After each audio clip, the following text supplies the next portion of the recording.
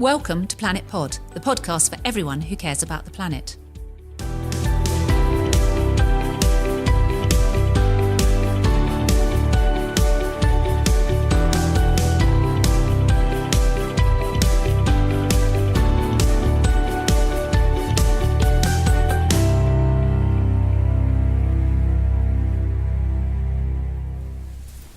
Estelle, thank you so much.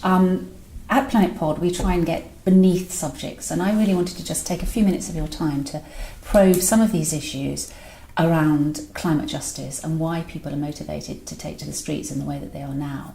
And also perhaps how that really sits with the rule of law, because one might think that those two things are in conflict.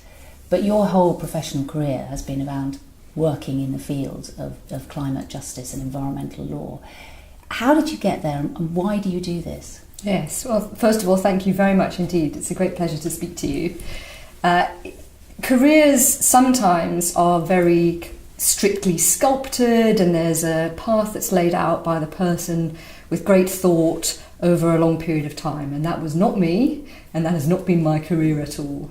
The one thing that I was very certain about when I started to think about what I wanted to do was that I wanted to do something with the law, and something that would allow me to engage in a deep way with things, and also, because I quite like speaking, something that would allow me to be an advocate. And so it became pretty clear once I realised the various career paths in law that barristering was the one for me. And I also knew that I was very interested in the broad sphere of public law, which is to do with government decision making. But within that, there was a lot that interested me. And for the first, I'd say 6 years, maybe more, of my career at the bar, I had a very, very broad practice. I did work in a large number of areas, including niches like election law. But throughout, I had an interest in and started to develop a practice in planning and environment.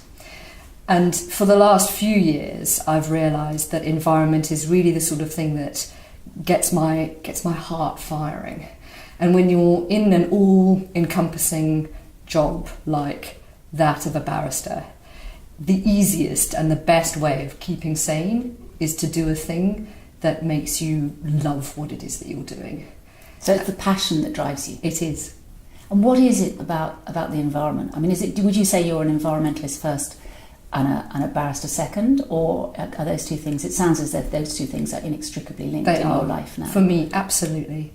And the more that I've engaged with the environmental issues, I was always interested in the environment as a topic, and at school I got involved with various conservation issues, and at university as well.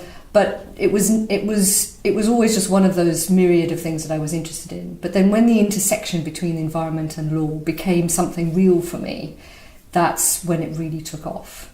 And I've never come to an issue with a pre-existing view, really. Although, plainly, I'm interested in conserving the environment and ensuring that people and planet can live in harmony. I've never really come to an issue like fracking, for example, with a pre-existing idea that it must be bad, or that it must be good, or that it must be somewhere in between. I've always allowed the evidence that I come to when I'm engaged in a case to shape the view that I take. And it happens to be that the evidence that I've engaged with throughout various different areas of the law, be it renewables, be it fracking, be it coal mining, be it air quality, all of that has led to a practice which one could characterise as a bit of an environmentally activist practice. But that's not been a choice that I've made in the sense that that's where I wanted to end up. That's where the evidence has driven me. So unlike many climate environmental activists who are passionate and believe that they're on the side of the right and those that are polluting the planet are on the side of the wrong, you've come to that decision through cold, thoughtful, and possibly some would say, almost clinical examination of fact.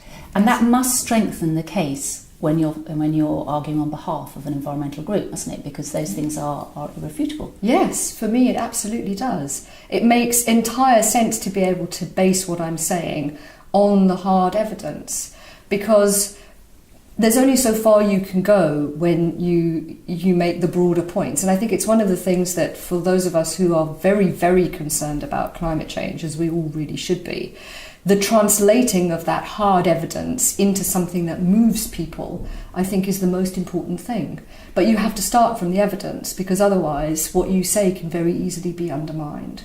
And so for me, that journey of going from the evidence to then be able to advocate either before the court in the way that a passionate advocate can, or outside of the court, kind of with the reins taken off a little bit, in the way that a passionate speaker can, has been incredibly important for me.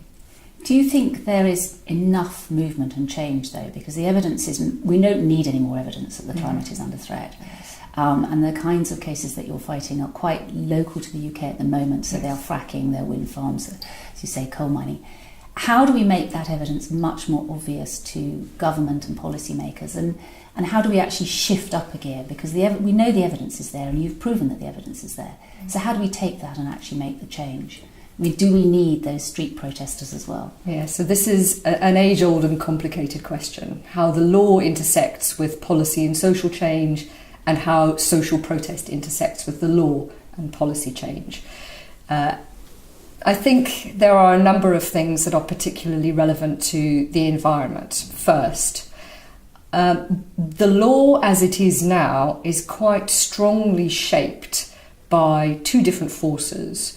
One comes from a wish to protect the environment, and we have in fact some of the most advanced climate change legislation in the world. But the other comes from a place where the government has essentially over the years blown hot and cold, if I can use the phrase, on various environmental issues, depending on how strong the lobby is that is lobbying the government at the time. And that limits what you can do as a lawyer, because even with the best law, sometimes it doesn't go as far as you need it to go. And so I think the protest movements that we've seen, both the movements around fracking and the broader protests around climate change, including the greater protests now focusing on civil disobedience, I understand why those protests have come about and why they are important. Because the law, every time the law has been drawn upon, well, almost every time in the United Kingdom, it hasn't quite got to the place where it's needed to get to. That is starting to change. We've seen some decisions, especially on air quality and recently on policy around fracking, where there's been significant wins. But overall, the law is a more difficult tool in this area of justice than it has been in some other areas. And so I think the importance of protest is there, because that is a direct route to influence the policymakers to nudge, change, amend the law in a way that then gets you home before the courts. So you need some of that political driver You do. to make those changes happen, don't you? You do, absolutely. And relying always on things like the planning laws. And I know lots of the cases that you've been working on have actually just come down to planning issues, which are, winnable, but don't always address the bigger issues. Relying on those alone is probably not going to be enough as we move forward, is it? It can in certain circumstances, but you're right when you step back and take an overall view, when you think, how should we be shaping our decisions, and how should the government be helping us to shape our decisions in a way that addresses climate change? You're right that the traffic impact of a particular development is not really going to get you where you need to be, right? It might mean that in the end, a fracking site is not developed, and that's exactly what happened with Rosica Wood. It came down to traffic impact. And so it's a bit like, getting Al Capone for tax evasion. There are times when you can achieve something extraordinary with a pure planning policy approach. But in the end, is that going to get us where we need to be on climate change as a whole? I think the answer is probably no. And I guess I'd probably know the answer to this question, but would you ever condone law breaking in order to get an issue into the public realm and make change? This is an interesting question of jurisprudence. And I can give you what I think the kind of philosophical answer to that is, and then I'll give you my answer.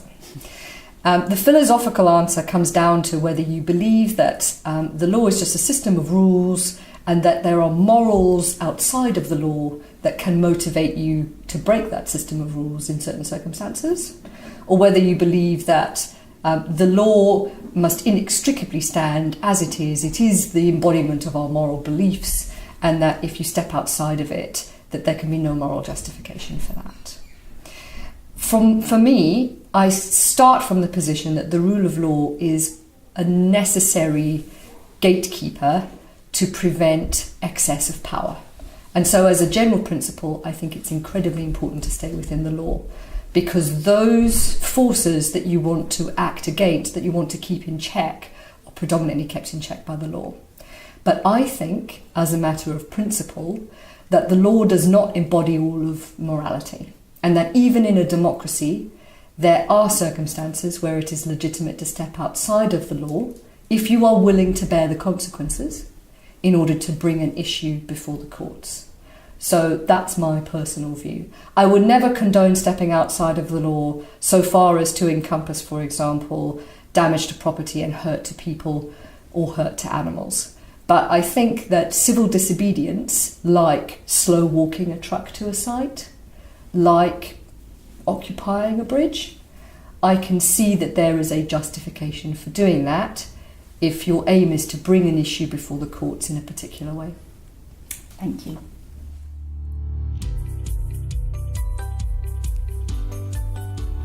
Thank you to my guests, and thank you for listening.